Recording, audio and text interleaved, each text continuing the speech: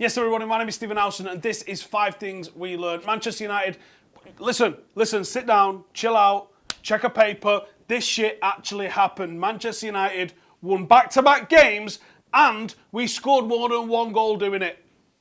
Now, I did tell you it was going to be 3-1 prior to the weekend, so hopefully some of you got some bets on that and actually won some money. A tip in the bottom will be delighted, thank you very much.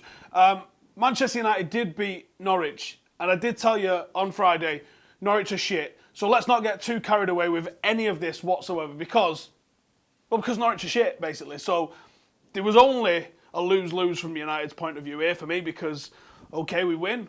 We get back-to-back wins. That's great for the points. But realistically, if we hadn't have won, the warning signs would have been massive for us to see. Anyway, let's get stuck into it. Here's the 5 things that we learned. Manchester United beating Norwich City this weekend. In at number 5, Tony Marshall transforms Manchester United. Now, it's not just the fact that 77% of the time that Tony Marshall starts, we win games. 29% of the time, when he doesn't start, is how often we win games. Tony Marshall is imperative because, for me, Marcus Rashford hasn't quite got it as a striker. I definitely prefer him coming off the left. Tony has got a better finishing capability, and actually the pair of them together are starting to link up quite nice. Add Dan James into the mix as well, who is really growing into that role and becoming a lot more productive in the final third, a lot more accurate in the final third. There's a real lack of quality to him, or a bit wastefulness and a bit of poor decision making for him that I saw on pre-season and early in the season. He's starting to iron that out now and becoming a real productive member of that forward line. And them three, well, they suit how we're trying to play in certain circumstances. It's not going to be perfect. I still think there's a lot needs to happen in midfield, but it's not a bad start. Marshall linking up with Rashford was a particular delight, and it just helps having quality footballers available and in a starting 11. Number 4 then, we learned, did we learn this? It reinforced that Wan-Bissaka is not human. He had the most blocks, the most interceptions, and of course, the most tackles. Absolutely outrageous amount of tackles, and this one was a particular highlight. Now, you know exactly what you're getting with Wan-Bissaka. The defensive side of the game has never been in question. It's out. I can't even think of a word that describes how good he is defensively. Offensively, I think there's a lot to learn. Someone mentioned on Twitter last night to us, maybe Wan-Bissaka could be the answer as a number 6, as that Kante kind of role. And do you know what? I've been rolling it around my head today, and obviously Kante's a lot better with the ball at his feet, but Wan-Bissaka's not terrible with the ball at his feet. He's just not got the capabilities to go around someone very often and get a ball into the box as a fullback. Now, as a number 6, all he's got to do is keep it very simple, which he is very good at. He's got high pass completion from that right-hand side. Can he just mix it up as a number 6? Now, he's still young enough that he could adapt into a new position. Is the future of Manchester United going to be Brandon Williams at left back, Ethan Laird at right back, Axel, Maguire, with Wan-Bissaka sitting in front of him? I'll throw it at you that not only could it be Manchester United's, but it could be England's if they was to move him inside like that. I've seen a lot of people also suggesting that that right side centre-half spot could be his. I would tend to agree, but I don't think he's on the tall side, so I think you would probably need, certainly Maguire played central, but listen, I think that's a really good shout, is if we're going to persist with a free, Wan-Bissaka as a potential on the right-hand side of that free for me would be good, as would a potential option in midfield if we needed one. I think the attacking output that you want from a wing-back's not quite there with him. It's okay, but we probably want to attack a little bit more than what he's offering us at the moment. But maybe as someone that's concentrated on adapting and switching to becoming a defender so much that he's neglected the attacking side of his game. This is a guy that was a natural winger, and he was a winger in an academy side at 18, 19, 20. So this is someone that's clearly got some skills with the ball at his feet.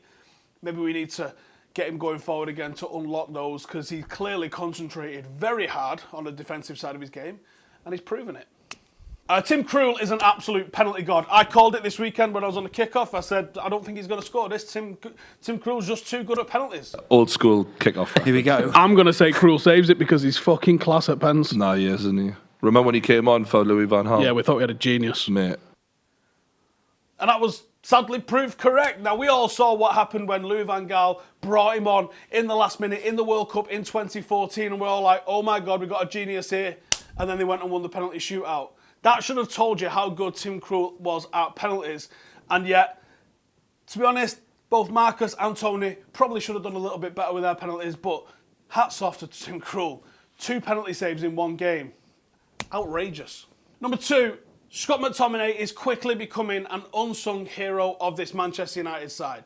Now, I don't think Scott McTominay has got the quality in him to be able to dictate a game the way Michael Carrick could, or the way Paul Scholes did, or even having that killer ball in him that Paul Pogba's got. But do you know what? He's here and he's playing 90 minutes and he's looking bloody good doing it. He's getting in the right positions. He's stopping attacks, although you could say he was kind of culpable for the goal that Norwich did manage to go on and score. But he's keeping it very, very simple. And sometimes I've been critical of that because I want to see a little bit more. But he's putting in consistent 7 out of 10 performances. If he can find an extra half point or a point, he's going to become very influential on the matches for Manchester United. What I want to see more from Scott is that pass through the lanes. When I watched the games this weekend, I looked at Kovacic and I looked at Jorginho for Chelsea and I looked at the sheer quality that they've got on the ball and how many times they created attacks from deep. I watched the Manchester City game and I saw their midfield's outrageous. Silva was putting in some balls that were just probably 18 rated, but Gundogan was joining the attack and he was putting balls into the final third for someone. And I've seen it time and time again with good midfields that are putting these balls on a plate. Let's not even talk about Leicester because that was, someone had to call the police for what happened there at weekend.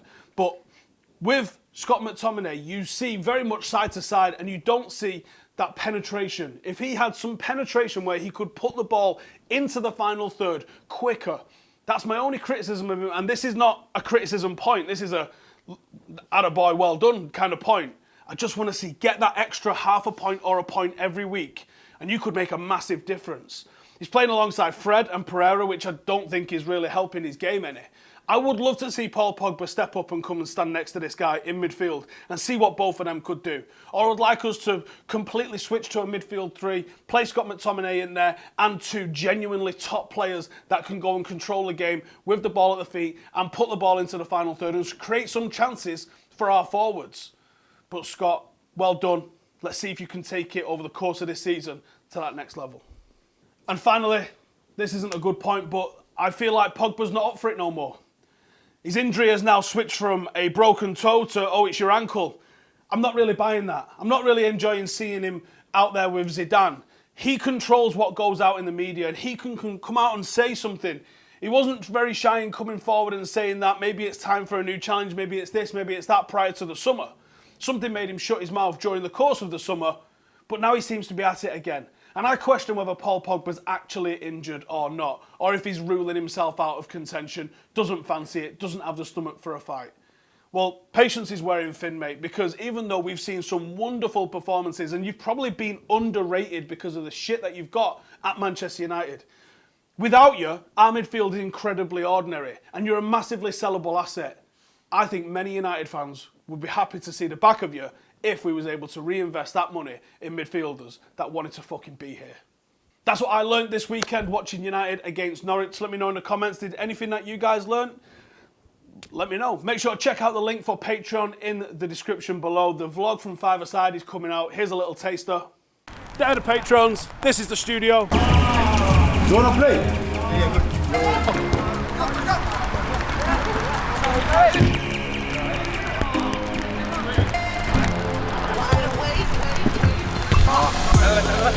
Don't shoot, don't shoot. Oh, my way.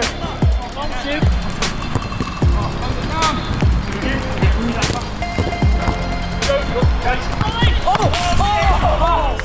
If I slip into the ocean, swallow me up in one motion. The sea's my queen, I show devotion. Where's my lifeline, Mr. Bosun?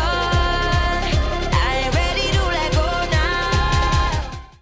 If you fancy some more of that, the link is in the description. If you fancy the extra content and the extra access and everything else that the lads on Patreon are getting, link is in the description. I'm even putting a little bit of early team news in there as and when I get it, like I did for this weekend and also the Chelsea game. So if you fancy that, come and check it out and I'll see you guys in the next one. Laters.